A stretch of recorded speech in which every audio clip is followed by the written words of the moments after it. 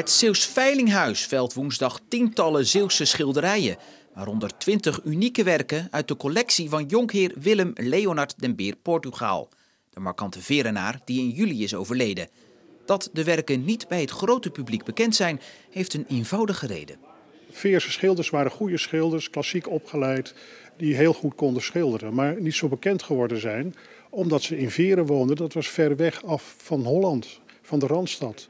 Tussen de schilderijen zitten een aantal pronkstukken waar Joost Bakker zelf ook een oogje op heeft. Heeft u het schilderij waar u uw oogje op heeft al verstopt?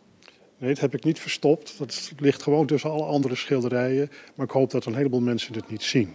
Geïnteresseerden kunnen nog tot en met woensdag terecht bij het Veilinghuis om de schilderijen te bekijken voordat ze een bod uitbrengen.